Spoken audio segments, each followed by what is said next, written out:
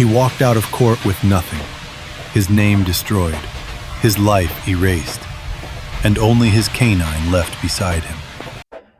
With just $200, a Navy SEAL and his dog bought a trash-filled warehouse and became the joke of the crowd. That night, during a brutal snowstorm, someone broke in, and a gunshot proved the secret was deadly. The dog didn't bark or hesitate. He chose to protect and expose what winter tried to hide.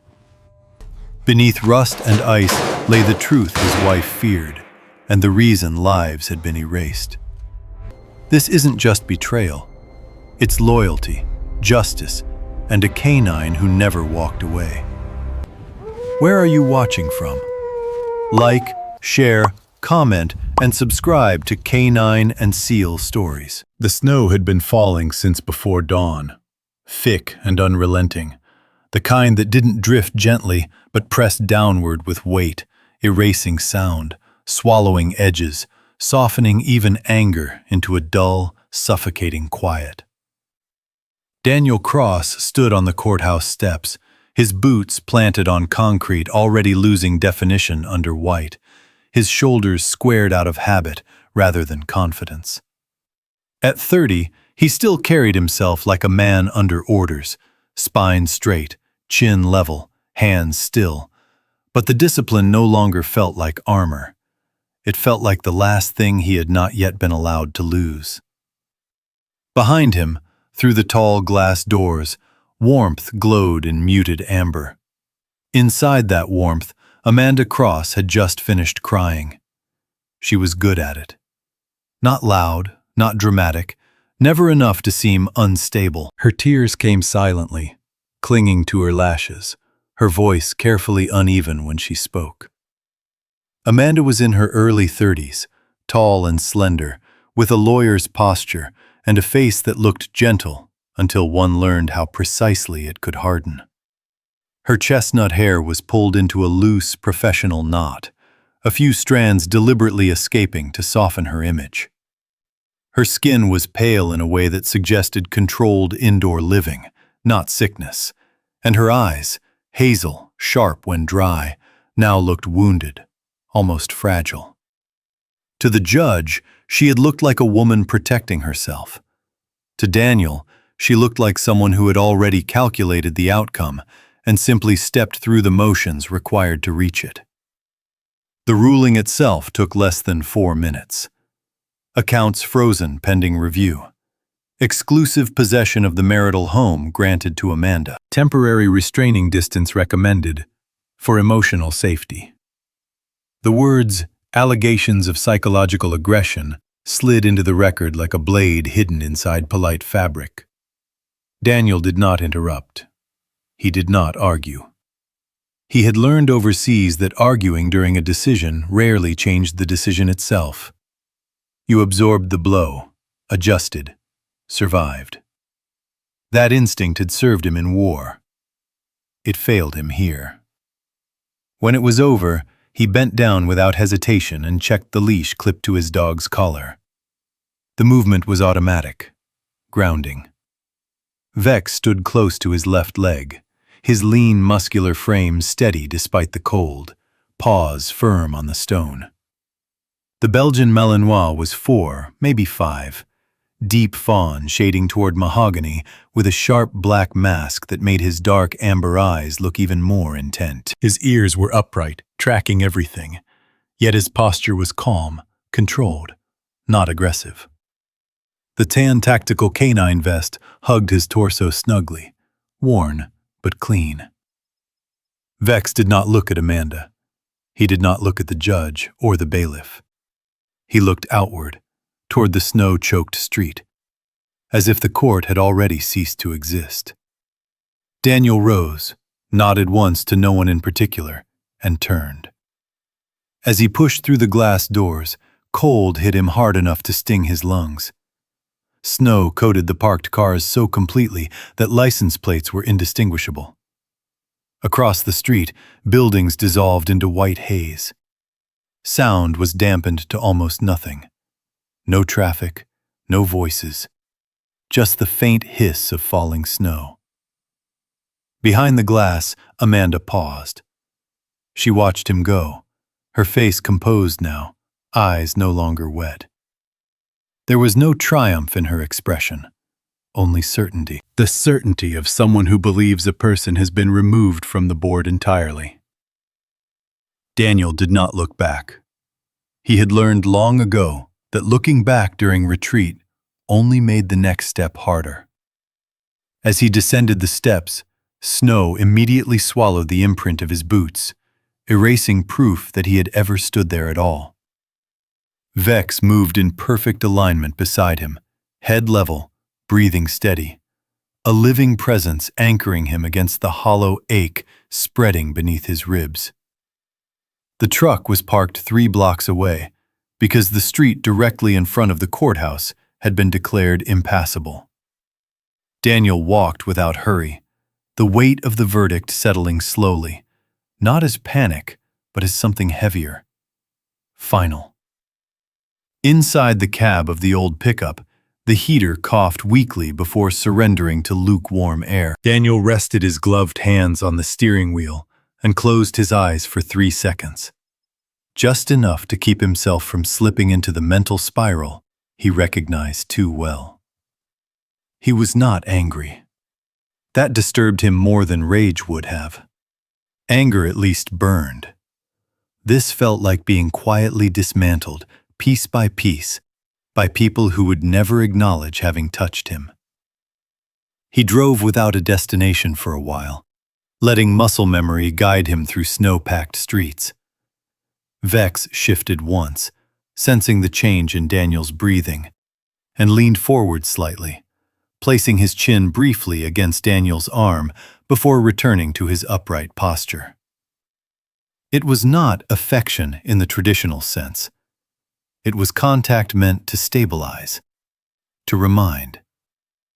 Daniel exhaled slowly and kept going. By late morning, he found himself at the edge of town, where a cluster of metal storage units sat behind a chain-link fence, half buried in snowdrifts.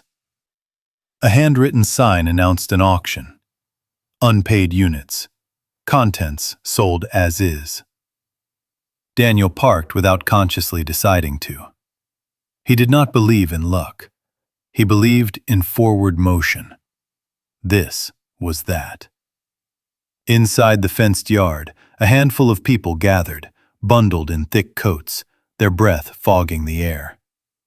Most were regulars, men with practiced eyes scanning locks and hinges, women with notebooks and insulated coffee mugs. Daniel stood apart, hands in his pockets, Vex at his side. When the auctioneer gestured toward a unit whose door was crusted with ice and announced the opening bid, silence followed. The unit had been sealed for years.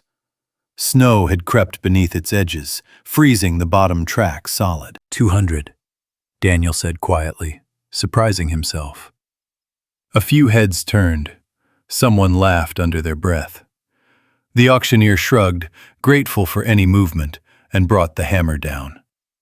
The door screeched upward, releasing a breath of stale, frozen air. Inside was nothing but chaos. Collapsed boxes, broken furniture, mold-darkened fabric. The kind of place hope went to die. Daniel stepped forward. Vex did not. The dog stopped at the threshold, ears stiff, nostrils flaring. He lowered his head, sniffing the concrete, then glanced back at Daniel, not alarmed but alert. It was the look he wore when something was wrong in a way that could not yet be named. Daniel hesitated, then entered alone. The cold inside the unit was sharper, trapped and unmoving. He began shifting debris, hands numb, breath shallow. A shelving unit groaned overhead, its rusted bolts strained by ice. Daniel did not see the crack forming along one support beam. Vex did. The Malinois lunged forward, teeth catching Daniel's jacket, yanking him backward with sudden force. Daniel stumbled just as the shelf collapsed, metal slamming into the space he had occupied a second before.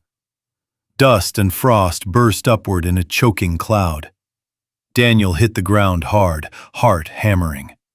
For a moment, everything stopped. Then Vex stood over him, body angled protectively, eyes locked on the fallen shelf. Not barking, not moving, just watching. Daniel lay there, staring at the ceiling, snow sifting down through gaps in the corrugated metal roof. His hands shook, not from cold. If Vex had been 1 second later, there would have been no appeal, no correction. There would have been nothing. That was the moment, the quiet, terrifying realization that this place was not simply abandoned. Something here had waited.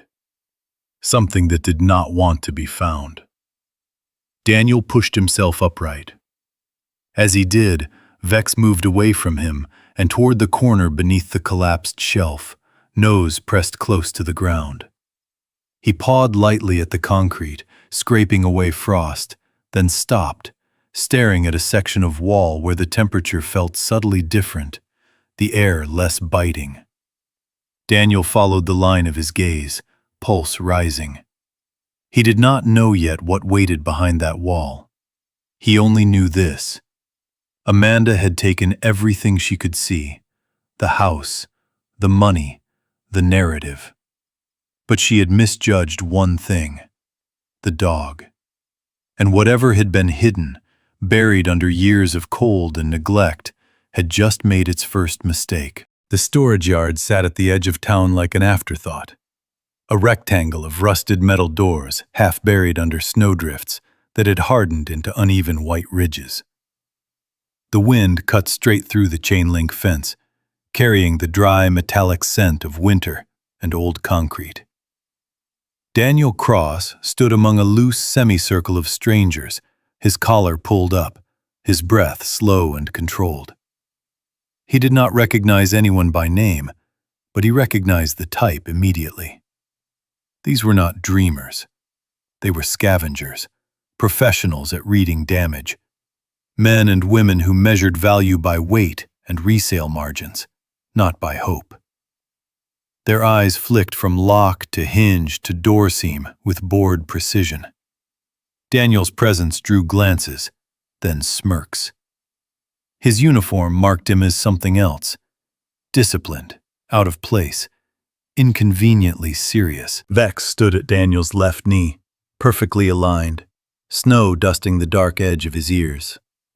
The Belgian Malinois looked leaner against the white ground, his fawn coat sharply outlined, black facial mask giving him a permanent expression of intent. His amber eyes tracked motion, not faces, ears pivoting with each voice that rose above the wind. The dog was calm, but not relaxed. He had the stillness of a coiled spring, ready without tension. Daniel rested 2 fingers briefly against the leash, a quiet acknowledgement. The contact steadied him more than the cold air ever could. The auctioneer, a stocky man in his late 50s with a gray beard and a voice worn thin by years of shouting over machinery, cleared his throat and gestured toward the row of sealed units. His parka was stained at the cuffs, his gloves fingerless. He did not bother with a speech. Everyone here already knew the rules. No refunds, no guarantees. Whatever lay behind the doors belonged to the highest bidder, trash and treasure alike. The man's eyes flicked over Daniel once, then away. He had seen men like him before, people who arrived with nothing and left with less. They moved down the row as bids were called and settled quickly. One unit sold for $800 to a tall man with a scarred cheek and a shaved head, his smile thin and practiced. Another went for $1,200, its lock new enough to suggest something worth hiding. Daniel remained silent, hands in his pockets, watching snow collect on the edges of the doors. Vex shifted his weight once, sniffed the air, then returned to stillness. When they reached the last unit, the tone changed. The door was dented and rimmed with ice, its lock corroded, the track beneath it frozen solid. Snow had piled so high along the base that it looked as though the ground itself was trying to claim it. The auctioneer hesitated, then shrugged. "Unit 67!" he called, tapping the metal with his knuckles. The sound was dull, hollow. "Unpaid for years. No access. Who wants to start?" Silence answered him. A few people exchanged looks. Someone laughed quietly. Another shook his head and took a sip from a thermos. This was the kind of unit that ate profit and time. Mold, ruined paper, rodents. The professionals had learned to spot losses early. 200, Daniel said. The words left his mouth evenly, without challenge or apology. For a beat, no one reacted. Then a ripple of amusement passed through the group. A woman in a red knit hat snorted and leaned toward her companion. A man near the back muttered something under his breath that carried just enough to sting. Figures. The auctioneer raised an eyebrow. 200 I have, he said, already scanning for a counter that did not come. 200, going once, going twice. He brought the hammer down with a sharp crack. Sold! The sound felt heavier than it should have. Daniel nodded once and stepped forward as the auctioneer fumbled with the frozen latch. It took 2 tries and a grunt of effort before the door screeched upward, ice breaking loose along the track and clattering to the ground. A breath of air rushed out, stale and cold, carrying the unmistakable smell of rot, damp cardboard, and old wood. Inside, chaos waited. Boxes collapsed into one another. A sofa frame leaned drunkenly against a wall, springs exposed. Torn fabric hung like dead skin. It was, by every reasonable measure, a graveyard of mistakes. Someone behind Daniel let out a low whistle. "Good luck with that," a voice said. Another laughed, louder this time. "Right place for a guy who just lost everything." Daniel did not turn. He stepped across the threshold and into the unit. The temperature dropped immediately, the air unmoving and sharp. His boots sank slightly into slush that had crept in beneath the door. He took in the space methodically, cataloging obstacles, noting weight and balance out of habit. His breath fogged in front of him. He reached for the first box and lifted. Behind him, Vex stopped dead. The Malinois did not follow Daniel inside. He planted his paws just outside the doorway, body angled forward, ears high. His nose dropped to the concrete, tracing a slow, deliberate path along the edge of the threshold. The fur along his shoulders lifted subtly, not in aggression, but in focused alert. He inhaled again, longer this time, then froze, eyes locked on the interior wall to the right. The leash went taut. Daniel felt the tension and turned. "Vex," he said quietly. Not a command, just a question. The dog did not look at him. He did not bark. He did not whine. He stood as if listening to something beneath the sound of the wind, beneath the laughter still drifting from outside. His tail was level, unmoving. Daniel followed his line of sight and saw nothing but stacked debris and frost-stained concrete. He turned back to his work. Pride demanded it. Practicality insisted he make use of what he had paid for. He dragged a broken chair aside, then a box of books fused together by moisture. As he moved deeper into the unit, his boots slid on a patch of ice he had not noticed. He caught himself, heart rate spiking, then steadied his breathing. Outside, the crowd was already dispersing, interest exhausted. No one was watching anymore. The shelving unit along the right wall groaned. It was not loud, just a subtle shift, a metal complaint muffled by the cold. Daniel's instincts flared too late. The structure had been compromised long before he touched it, bolts weakened by rust and ice. As weight shifted, gravity took over. The shelf began to collapse inward. Vex moved. The Malinois lunged forward, crossing the threshold in a blur of muscle and intent.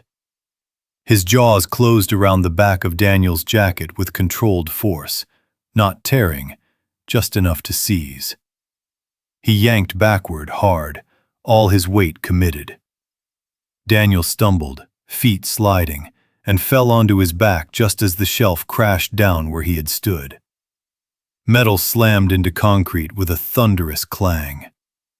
Dust and frost exploded upward, filling the air. For a heartbeat, there was nothing but noise and white. Then silence returned, thicker than before. Daniel lay there, staring up at the dim ceiling, lungs burning, heart hammering against his ribs. Snow sifted down through a narrow seam near the roof, landing on his face and melting instantly. Vex stood over him, legs braced, eyes fixed on the wreckage, chest rising and falling in steady rhythm. He did not check Daniel immediately. He watched the threat until he was certain it was no longer moving. Daniel swallowed and pushed himself upright, palms scraping against cold concrete. His hands shook, not from the cold this time. He met Vex's gaze. The dog stepped back just enough to give him space, then sat, posture straight, eyes unwavering. The message was clear. Pay attention. Though Daniel did not have a word for it then. The realization that this place had nearly killed him without warning, and that the only reason it hadn't was the animal beside him. He felt something shift inside his chest, a quiet recalibration. He had not come here chasing luck. He had come because he had nothing else to do. Now, he understood that leaving would be a choice he could not undo. Daniel rose carefully and approached the fallen shelf. As he did, Vex moved ahead of him, nose close to the ground, tracing a path along the wall where the shelf had been anchored. He pawed lightly at the concrete, scraping away frost, then stopped. He pressed his nose to a specific section of wall and inhaled, slow and deep. His ears flicked back briefly, then forward again. Daniel crouched, breath shallow.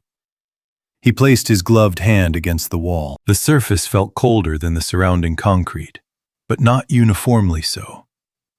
There was a subtle difference, a place where the cold did not bite quite as hard. He knocked once. The sound was wrong, hollow. Outside, the wind howled. Inside, the storage unit held its breath. Daniel did not open anything yet. He stood there with Vex beside him, snow blowing in through the open door behind them, and understood one thing with absolute clarity. This unit had not been ignored because it was worthless. It had been ignored because someone believed winter, time, and neglect would do the job of erasing it. And they had been almost right. The storage unit grew colder by the minute. The kind of cold that did not announce itself loudly, but crept inward, settling into bone and tendon until movement became a conscious decision instead of instinct. Daniel Cross did not notice the heater had failed at first. He was too focused on clearing space, too accustomed to working through discomfort to register the change immediately. His breath began to cloud thicker, hanging in the air longer than before. His fingers stiffened inside his gloves, the ache dull at first, then sharp, as if the cold were testing how much sensation he truly needed. Vex noticed before he did. The Belgian Malinois shifted closer, his body angling slightly toward Daniel, eyes flicking up and down his posture, tracking subtle changes most humans would miss. The dog's ears twitched, catching the absence of sound where the heater's low rattle should have been. Vex stepped once, then again, closer to Daniel's leg, his shoulder brushing Daniel's knee with deliberate contact. Daniel registered the pressure, but dismissed it, breathing through the sting in his hands as he dragged another box free from the debris. The cold intensified suddenly, no longer tolerable. Daniel paused, flexing his fingers. The tips burned, then went numb. He shook his hands once, hard, and exhaled slowly. This was dangerous. He knew the signs well enough. Cold stress, slowed reaction, judgment slipping just enough to make a mistake fatal. He turned toward the corner where the wall had sounded hollow earlier, intending to investigate while he still could. Vex reacted instantly. The Malinois lunged forward without warning, jaws closing on the hem of Daniel's jacket, teeth gripping fabric, not flesh. He pulled backward with force that nearly knocked Daniel off balance. Daniel stumbled, startled, heart spiking. "Vex," he began, irritation and confusion colliding in his chest. The shelf collapsed before he could finish the word. Metal screamed against concrete as the rusted structure gave way, its frame buckling under its own compromised weight. The impact sent a shockwave through the unit. Dust, ice, and splintered wood exploded outward, filling the air in a choking cloud. The sound was violent, final, the kind that left no room for second chances. Daniel hit the ground hard, the breath driven from his lungs. Pain flared across his shoulder and spine, sharp and immediate, but he was alive. He rolled onto his side, coughing, vision blurred as particles settled around him. Snow filtered down through the ceiling seam again, landing on his cheek, melting into cold water that traced along his jaw. Vex stood between Daniel and the wreckage, legs planted wide, head low, eyes fixed on the fallen shelf. His chest rose and fell steadily, breath controlled. He did not bark. He did not move until the last vibration faded and silence returned. Only then did he turn, pressing his nose briefly against Daniel's shoulder, inhaling deeply, checking scent, confirming life. Satisfied, he stepped back half a pace, posture still alert. Daniel lay there longer than he needed to, staring at the ceiling, heart hammering against his ribs. The realization came slowly, settling heavier than the cold. He would have been crushed. Not injured, not trapped. Crushed. If Vex had hesitated even a fraction of a second, there would have been nothing left to dig out. He pushed himself upright with effort, every movement stiff. His hands shook uncontrollably now, the cold no longer something he could ignore. He glanced at the heater mounted high on the far wall. Dark. Dead. The temperature inside the unit was dropping fast, accelerated by the open door and the broken interior. Staying much longer without addressing it meant hypothermia. Not speculation, but math. "Good boy," Daniel murmured, voice hoarse. He rested his forehead briefly against Vex's neck, breathing in the familiar scent of fur and canvas. The dog remained still, accepting the contact without distraction, eyes still scanning. Vex moved away first. He stepped toward the collapsed shelf, nose low, tracing the edge where metal had torn free from the wall. He pawed once, then twice, scraping frost and dust away. His movements were precise, restrained. This was not excitement. This was focus.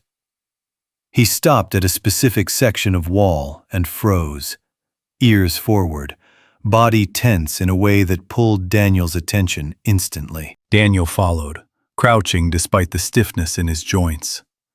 He pressed his gloved hand against the concrete where Vex indicated. The surface felt Wrong.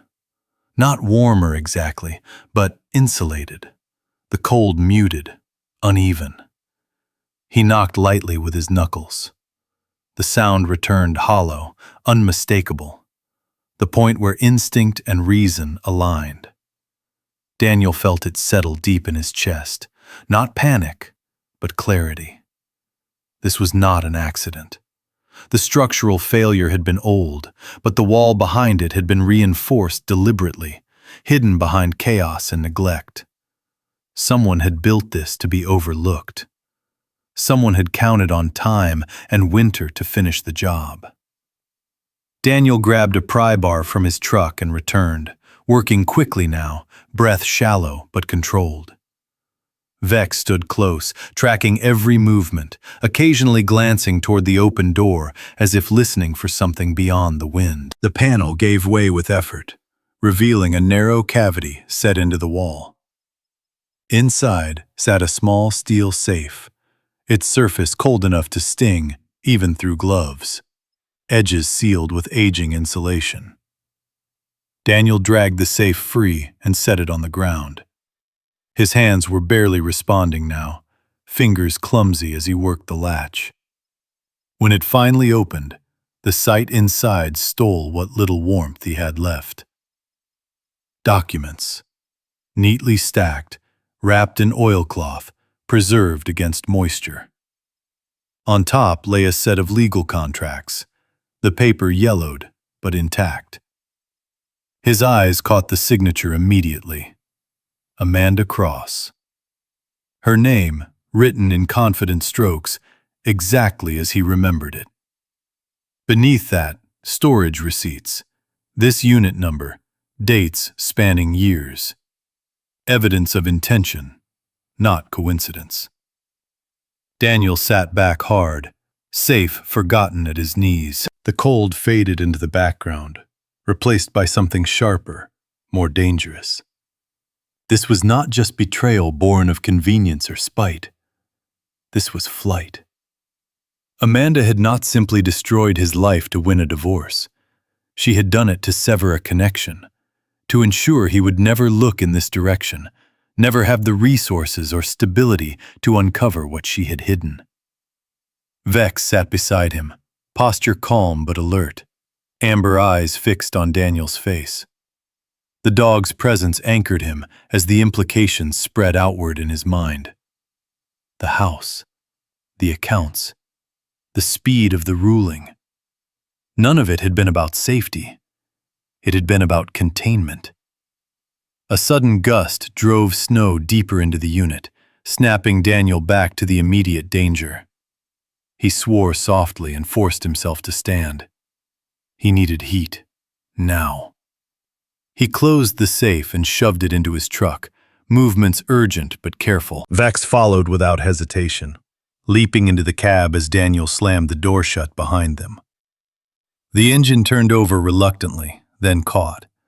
Warm air began to creep from the vents, slow and weak, but enough. Daniel gripped the steering wheel, chest heaving, staring out at the snow-covered yard. He did not feel victorious. He felt exposed.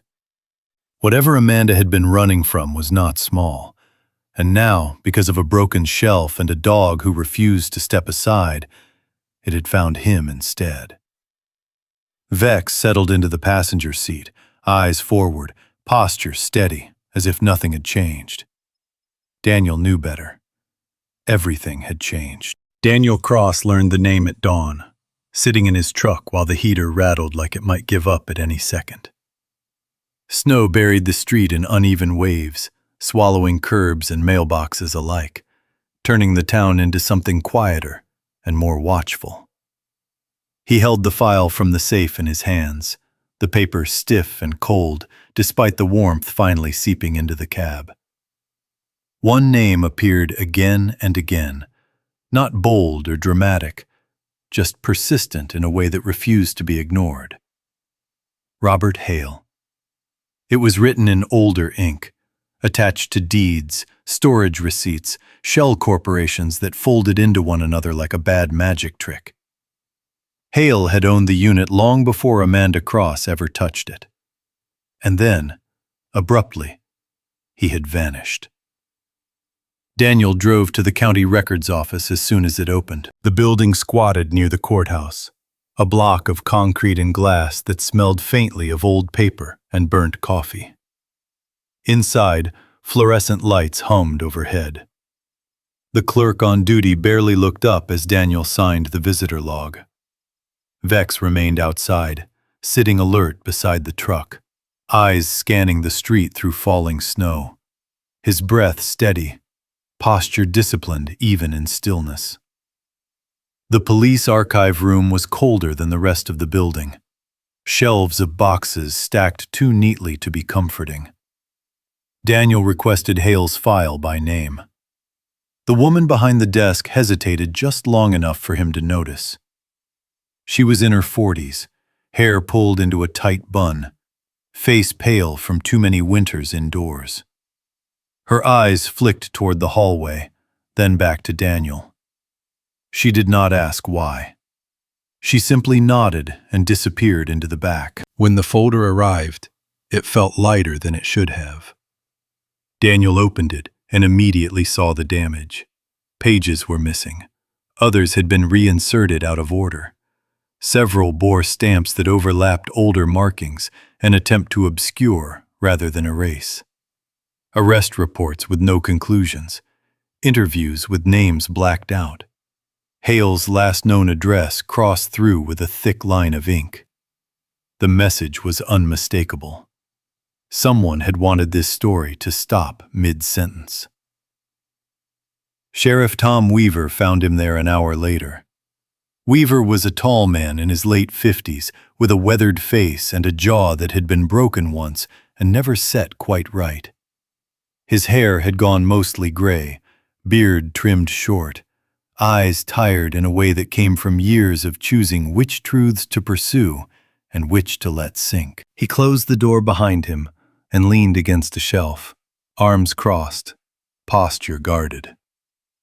"You shouldn't be looking at that," Weaver said quietly. Daniel met his gaze. "Then it should have been destroyed." The sheriff exhaled through his nose, a sound more weary than angry. He rubbed a hand over his jaw, fingers lingering at the old scar. "I was told to close the file," he admitted. "Told plain. If I didn't, I'd lose my badge, pension too.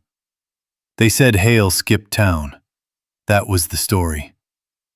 "And you believed it," Daniel said, not accusing, just stating.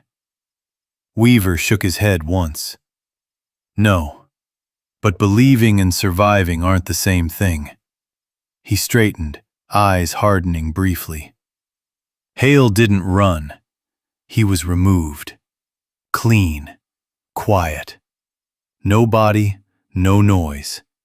Just absence." Daniel felt the words settle heavily. Hale had been erased, not lost. By who? Weaver's mouth tightened. People who don't like paper trails. People who make them disappear. Outside, Vex began to grow restless. He stood, pacing a tight arc near the truck, ears pricked, gaze fixed down the street. Daniel sensed the shift even before the sheriff spoke again. "Whatever you found," Weaver said, voice low, "put it back. Walk away." Daniel closed the file. He did not promise anything. He returned to the storage unit by mid-afternoon, snow falling thicker now, muting sound, reducing the world to white and gray. Inside the unit, the cold had returned, but he was prepared. Portable heaters hummed weakly, enough to keep his fingers responsive. Vex entered first this time, nose sweeping the floor, posture alert but controlled. The dog moved with purpose, drawn to the same wall as before, but did not stop there. He shifted left, then right, head tilting slightly as if triangulating something beneath the concrete. Vex pawed once at the floor, then again, more insistently. He let out a low, almost inaudible sound. Not a growl, not a bark, but a signal Daniel recognized from training. Something was wrong here. Daniel knelt, brushing ice away with gloved hands. The concrete slab bore faint scoring marks, old and deliberate. He pried at the edge with a crowbar. The section lifted with effort, revealing a shallow cavity beneath the floor. Inside sat a sealed metal container, rectangular, edges reinforced, the kind used to protect electronics from water and fire. The instant where Daniel understood this had moved beyond legal documents and betrayal. He opened the container and stared at the contents. Hard drives, encrypted storage devices, ledgers printed in coded shorthand, the smell of oil and metal mixed with dust. This was not personal insurance. This was infrastructure. Evidence of laundering, shell accounts, transfers routed through dummy companies tied to the same names Hale had been investigating before he vanished. Vex sat beside him, eyes fixed on the doorway now, ears twitching toward sounds Daniel could not yet hear.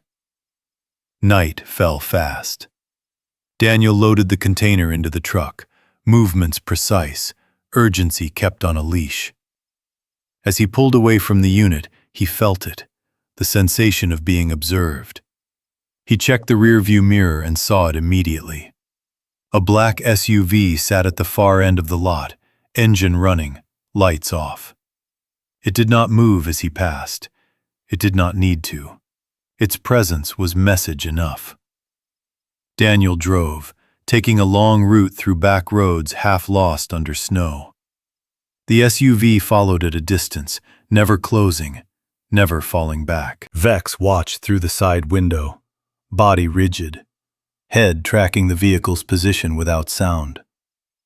The SUV peeled away near the edge of town, disappearing into a side street without headlights.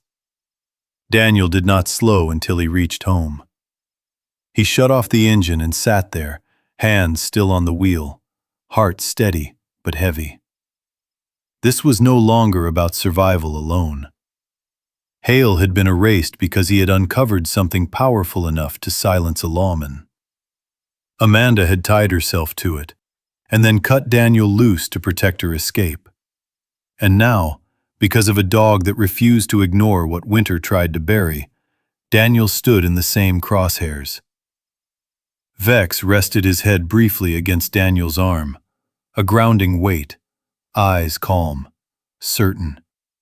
The kind of certainty that came not from fearlessness, but from purpose. Daniel looked back toward the dark street, snow falling thick and soundless, and knew walking away was no longer an option. The blizzard arrived without ceremony, the kind that erased edges and distances until the world felt smaller and more hostile.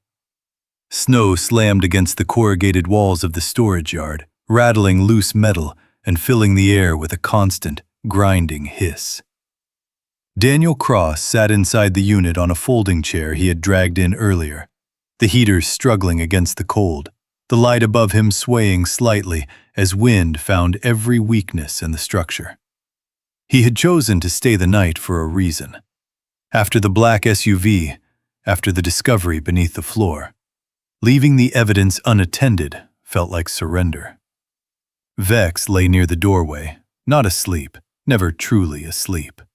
The Belgian Malinois held himself in a sphinx-like posture, lean body coiled, ears forward, amber eyes tracking shadows that slid across the snow beyond the cracked door. His breath was steady, slow, but his attention was absolute. Daniel watched him more than the storm, trusting the dog's instincts over his own fatigue. The first sound was subtle, not the wind, not the groan of metal cooling. It was a click, faint and deliberate, followed by the soft scrape of steel against steel. Daniel's spine tightened instantly. He reached for the flashlight beside him, keeping his movements slow, controlled. Before he could rise, Vex was already on his feet. The Malinois did not bark. He did not growl. He moved. Vex surged forward in silence, body low, paws gripping the concrete with controlled power. The door jerked inward as a pry bar forced it open just enough to admit a shadow. A man stepped through, face hidden beneath a hood, movements cautious but practiced. He was tall, broad-shouldered, wearing dark winter gear designed to swallow light. He did not expect resistance. He certainly did not expect the dog. Vex hit him like a missile. The impact drove the intruder backward into the wall, breath exploding from his lungs in a sharp grunt. The man stumbled, weapon coming up on reflex. The shot cracked through the unit, deafening in the confined space. The bullet tore through a metal shelf inches from where Daniel had been sitting moments before, sparks flaring as it ricocheted into the darkness. Daniel dove behind a stack of crates, heart hammering, every sense alive. He did not shout commands.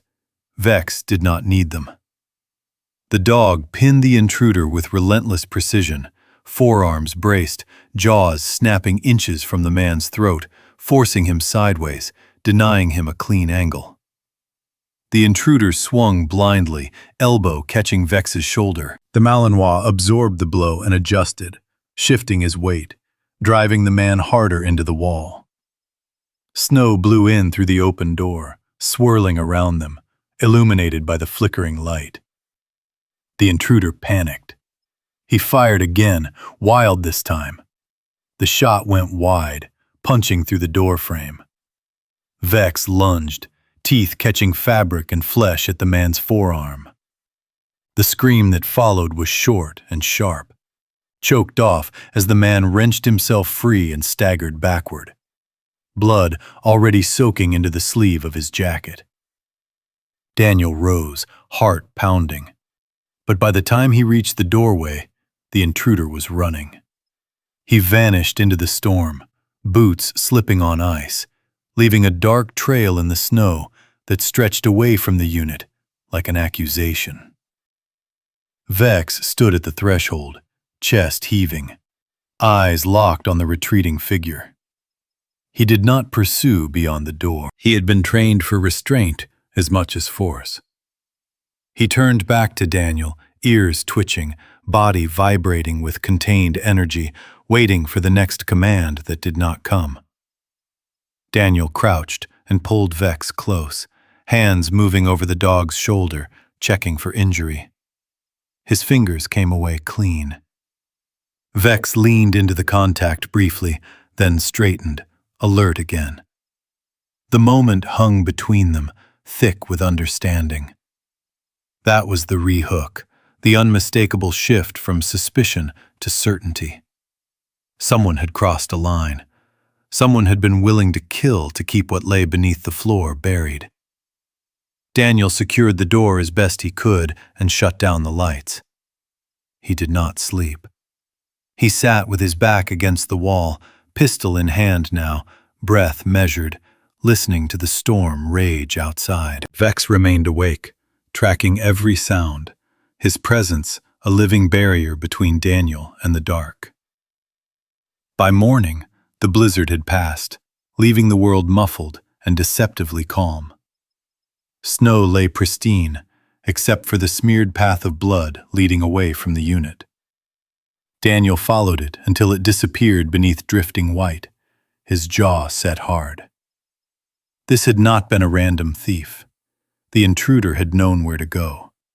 He had come for the container, for the evidence, and he had failed. Daniel drove straight to the county clinic. He did not trust phones. He did not trust networks.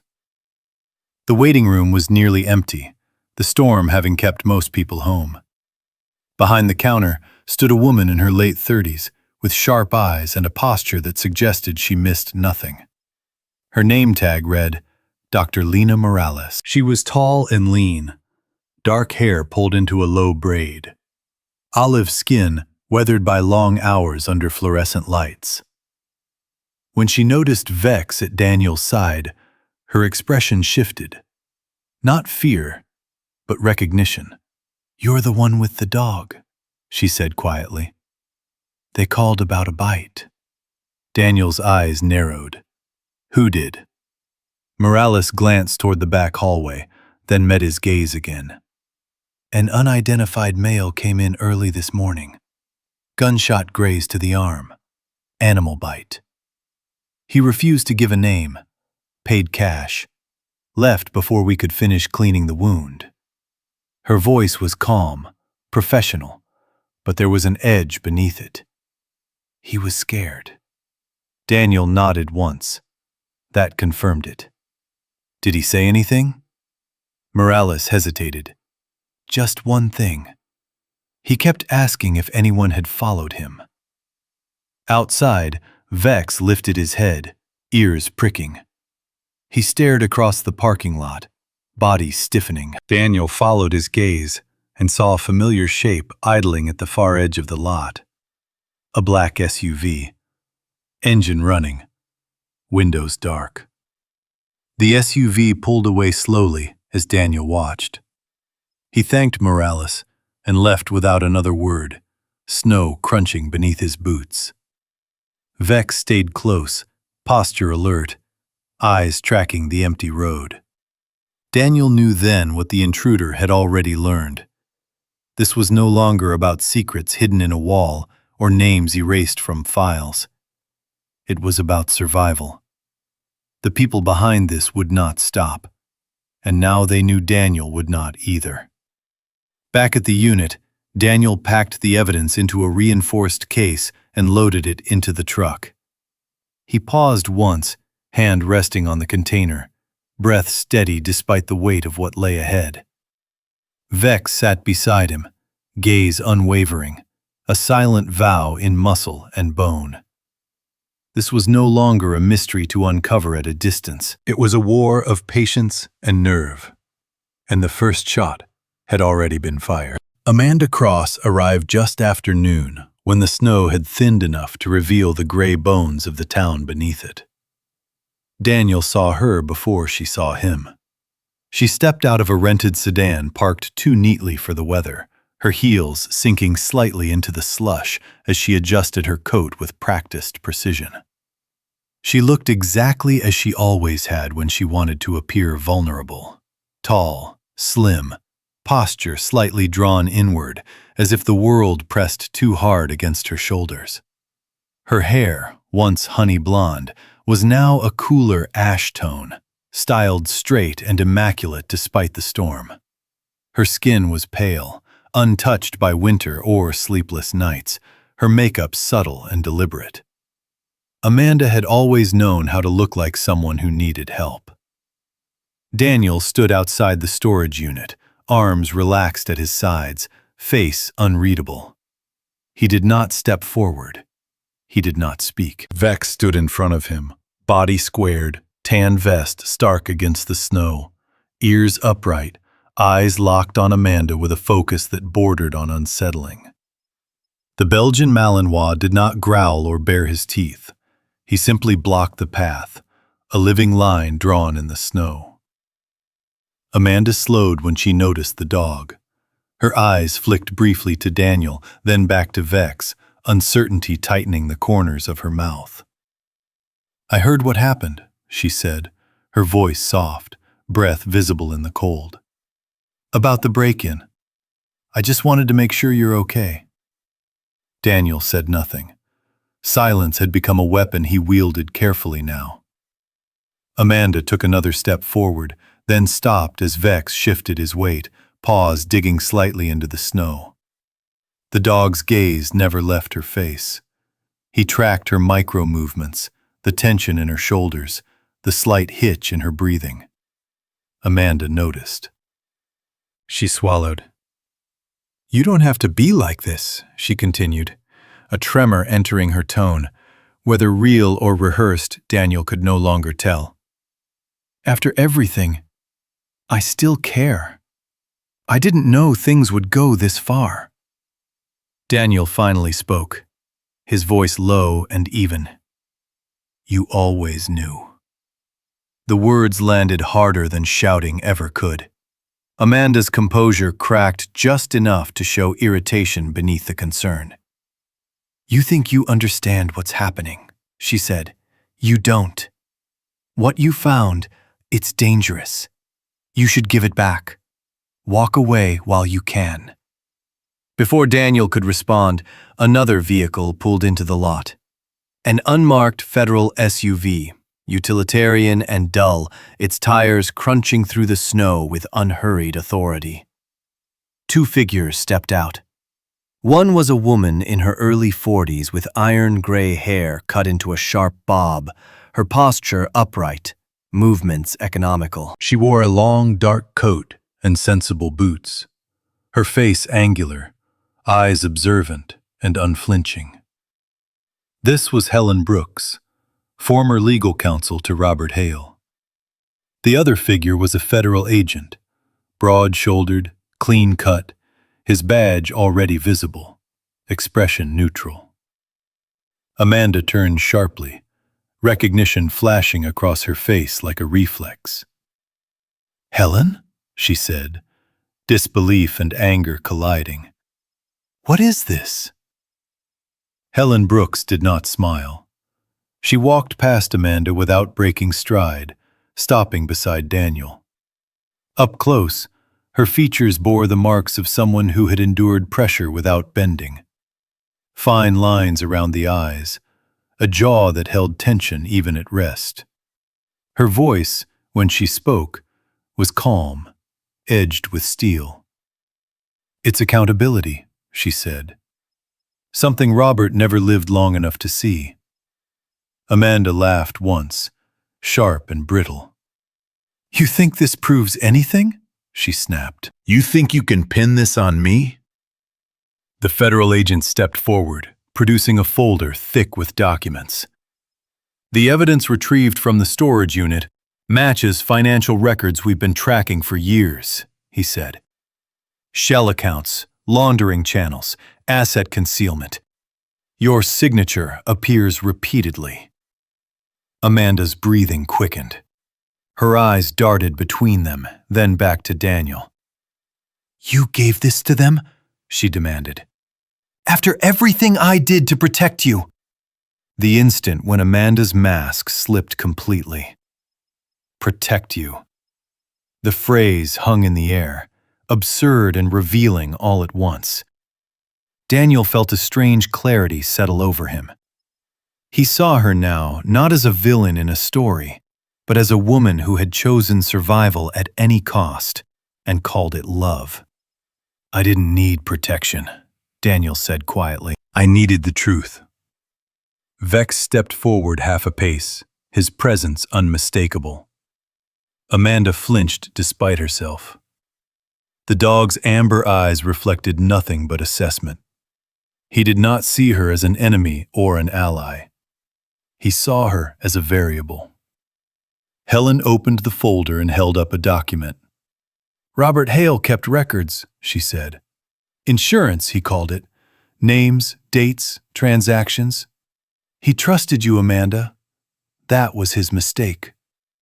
Amanda's composure shattered.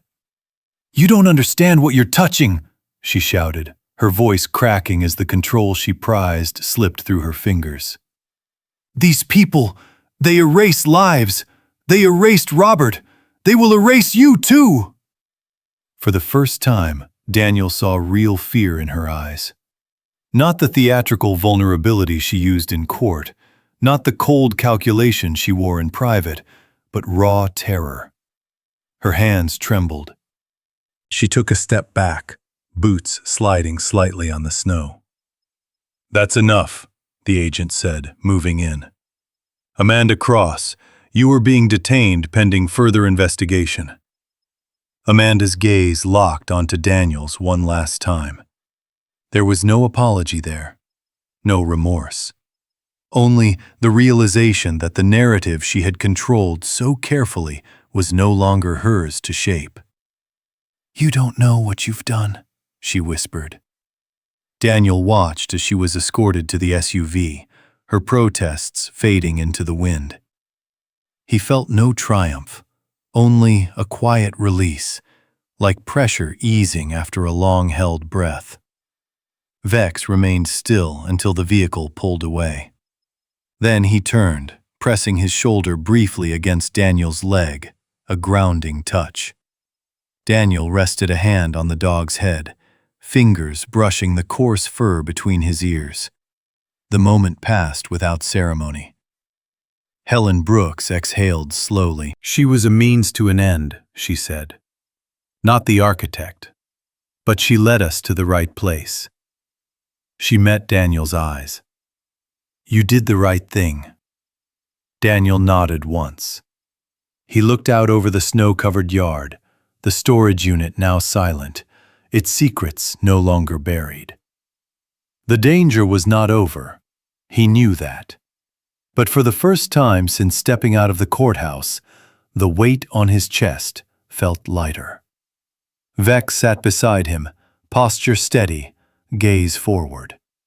Whatever came next, they would face it together. The blizzard returned the night they came for Amanda, thicker than any storm Daniel could remember, the kind that erased the road within yards and turned every sound into a dull echo.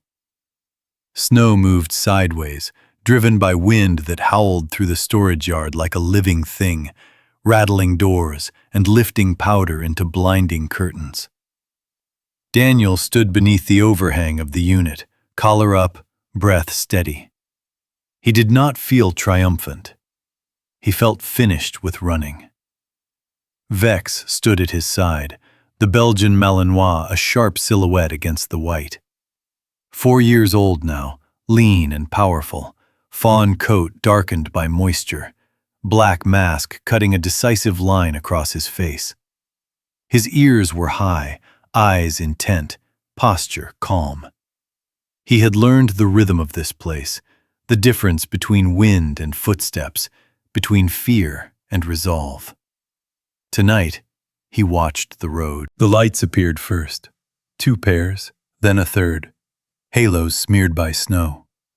Vehicles rolled in slowly, deliberately, tires crunching and slipping as if the storm itself resisted their arrival. Doors opened. Shapes moved with purpose. Federal agents in heavy coats, hoods pulled tight, boots planted wide for balance. In their midst, Amanda Cross stepped down from the back seat of the SUV, hands already cuffed, shoulders hunched against the cold. She looked smaller than Daniel remembered. Her hair had come loose from its careful styling, ash blonde strands plastered to her cheeks, mascara streaked by tears the storm could not hide. Her hands trembled. Whether from cold or fear, Daniel could not tell. She saw him then, her eyes locked on his across the distance, and something in her face shifted. Not anger, not calculation, but a hollow recognition that the story she had controlled had reached its end. No words crossed the wind, none were needed. Vex moved forward 1 step and stopped, placing himself between Daniel and Amanda without command. He did not bare his teeth. He did not growl. He simply stood, weight evenly distributed, eyes fixed, a quiet certainty in muscle and bone. Amanda flinched despite herself, gaze dropping to the dog and then lifting again, as if she were seeing him for the first time, not as an accessory, but as a verdict. An agent adjusted his grip on Amanda's arm and guided her toward the vehicle. Snow caked her coat, soaked through her shoes. She stumbled once and caught herself, pride breaking just enough to reveal panic beneath. Daniel felt no satisfaction in it, only distance. The storm swallowed the doors as they closed. Engines turned. The lights faded back into the white. When the yard fell quiet again, Daniel realized his hands were no longer clenched. He exhaled slowly. The danger had not vanished, but it had shifted, away from his doorstep, away from the shadows that had followed him since the courthouse steps. He rested a hand on Vex's shoulder, fingers sinking into wet fur. The dog leaned into the contact, brief and grounding, then returned his gaze to the road, vigilant until the last sound died. Morning came pale and fragile. The storm had spent itself, leaving the world stunned and hushed beneath a heavy blanket of snow. Daniel woke in the cab of his truck with stiffness in his joints and a calm in his chest he did not immediately recognize. He stepped out into the cold and looked around. The storage yard stood transformed, rows of units capped in white, edges softened, the ugliness of rust and neglect muted. It looked almost honest now. He opened the unit door. The heaters hummed, steady this time, breath of warm air fogging the threshold. Inside, the space was no longer a threat. The collapsed shelf had been cleared.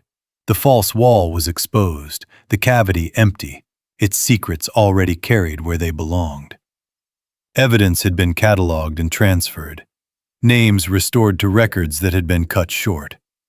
Not loudly, not ceremoniously, properly. Daniel received the call just after noon. A measured voice, formal, apologetic. Charges amended, findings corrected, his name cleared, the note in the file rescinded. The word violence struck from the record like a stain, finally acknowledged as a lie. There was no offer of compensation, no apology grand enough to balance what had been taken. But the truth had weight, and it was enough. He sat on the tailgate afterward, phone resting beside him, snow squeaking under his boots as he shifted. Vex paced once, then settled at Daniel's feet, tail thumping lightly against the metal. The dog watched his face with a sensitivity earned through months of shared danger, as if reading the absence of tension more than its presence, though it came quietly. The realization that vindication did not feel like fireworks. It felt like breathing again, like the end of vigilance, like standing without needing to explain why. In the days that followed, life did not become easy. It became possible. Daniel returned borrowed equipment, signed final statements, met briefly with a federal attorney who thanked him with the efficiency of someone used to tragedy. He declined interviews. He did not want his story reshaped into something consumable. He wanted it intact. On the fourth morning after the arrest, he returned to the unit early. Dawn spread thin light across the snow, turning the world blue and silver. He unlocked the door and stood aside. "Go on," he said softly. Vex surged forward, not with urgency this time, but with joy. He bounded into the yard, paws kicking up powder, head high, eyes bright. He did not stop to check corners. He did not listen for the scrape of metal or the click of a latch. He ran the length of the row and back, circling once before returning to Daniel, breath quick, tail sweeping wide arcs in the air. Daniel laughed then, a sound that surprised him with its ease. He stepped out fully into the cold, the unit door open behind him, snow settling on his shoulders. He felt taller somehow, not because the world had changed, but because it no longer pressed down on him. Amanda had taken the house, the accounts, the easy future. She had tried to take his name, too, to reduce him to a line in a file and a whisper in a courtroom. She had failed at the last, and it was the only one that mattered. Vex trotted ahead toward the road, pausing once to look back, ears perked, eyes expectant. Not a warning, an invitation. Daniel closed the door and followed, boots crunching into fresh snow, the path ahead unmarked and honest. She had taken everything she could reach, but the dog had kept the one thing she feared most, the thing that could not be hidden or erased forever. The truth. And with it, Daniel Cross had been given his name back. Sometimes the miracle is not the storm ending, but the truth rising, and a life being restored piece by piece. God may not remove every hardship, but He gives strength, protection, and the right companions to carry us through. When faith and integrity are tested, they are never forgotten. If this story spoke to you, remember that your struggles matter and truth cannot stay hidden forever. Please share this story with someone who needs hope. Leave a comment with your thoughts and subscribe to the channel for more journeys of faith and courage. May God bless you, watch over your family, and guide you through every season of life.